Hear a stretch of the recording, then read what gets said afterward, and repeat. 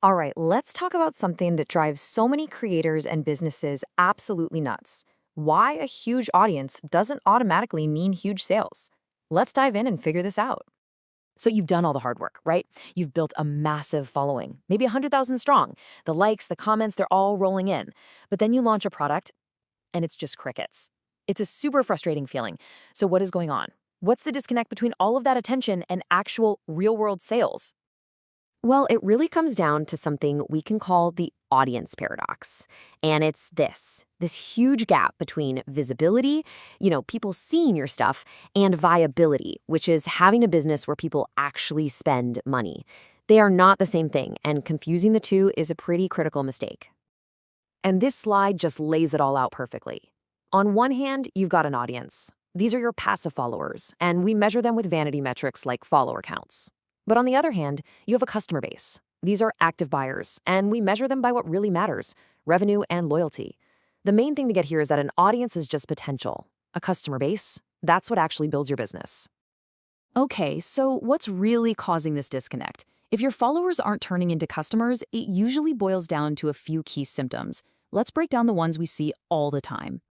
The first one is a biggie. There's just no clear path for your audience to follow. I mean, you might have amazing content, but if you don't intentionally guide people from, hey, this is cool, to, okay, I'm ready to buy, they're just wandering around. A marketing funnel isn't some piece of corporate jargon. It's the roadmap you build for them. Without it, they have no idea what to do next. And look, this isn't just theory. Check out this result. For one company, just optimizing their funnel didn't only get them more leads, it got them better leads, and it cut their costs by 38%. So a strategic path isn't just nice to have, it's way more efficient and a lot more profitable. Okay, symptom number 2, you're shouting the same generic message to absolutely everyone. Your audience is made up of all kinds of different people with different needs, different problems. If your message doesn't speak to them personally, if you're not segmenting, it just turns into background noise. The marketing that really works is the stuff that feels personal. And the third really common symptom is trying to do everything by hand, which leads to inconsistent follow-up. Especially for businesses with longer, more complex sales cycles, trying to nurture every single lead manually is just a recipe for disaster. Leads go cold, people feel ignored, and your team just gets totally burned out. Just look at what happened here with this consulting group. An average 4-hour response time? That's a massive leak in your sales funnel. By automating their process, they could get back to people immediately, and boom, their conversion rate jumped by 60%. That right there is the direct financial cost of being slow. So, we've diagnosed the problem. Now, what's the solution? We need to build what you can think of as a conversion bridge, something that methodically, strategically turns those passive followers into active customers. And that takes a clear process. And the process has to be based on data, not guesswork. It starts with an audit to figure out exactly where you are right now. Then, you dig into the data to find the precise spots where people are dropping off. Only then do you build a strategy to fix those leaks and roll out a clear roadmap. It's all about solving the real problem, not just guessing. Now, building that bridge requires more than just good intentions. It needs the right toolkit. And this isn't just about software. It's about a simple 3-part strategy.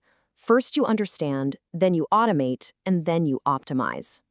First things first, you have to really understand the journey your audience is taking. This isn't about guessing what they want. It's about using tools like customer journey mapping and behavioral analytics to see exactly where they click, where they get stuck, and where they bail. It's about replacing "I think" with "I know." Next up, you automate that engagement so you can do it at scale. Once you know the journey, marketing automation tools can send personalized messages to the right person at exactly the right time.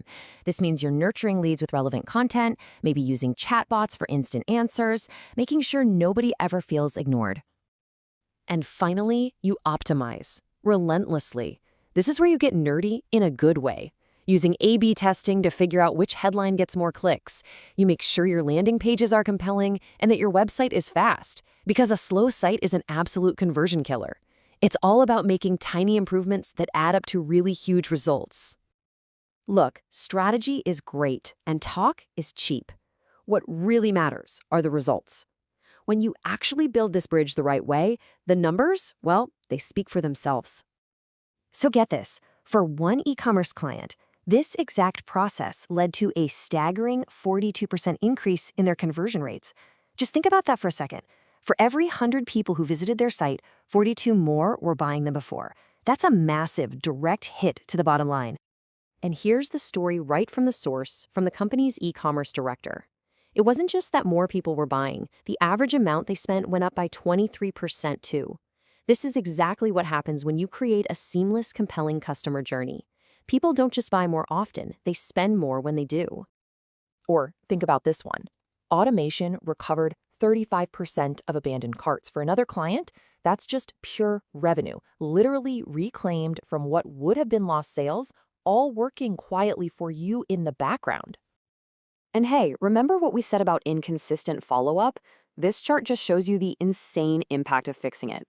Going from a 4-hour response time to an immediate one isn't a small tweak, it's a fundamental change in how you treat potential customers, and it massively impacts their decision to buy from you. So, as we start to wrap this up, it's really time to look at your own numbers and ask some hard questions. Are you just collecting followers, or are you actually building a base of customers? If you remember one thing from all of this, let it be this: an audience offers potential, a customer base drives profit. Your goal shouldn't be just to be seen, it should be to be chosen. At the end of the day, the numbers on your social media profile don't pay the bills. It's time to move beyond those vanity metrics and focus on what really, truly matters, turning all that passive attention into active, profitable customer relationships. So the real question is, are you ready to build your bridge,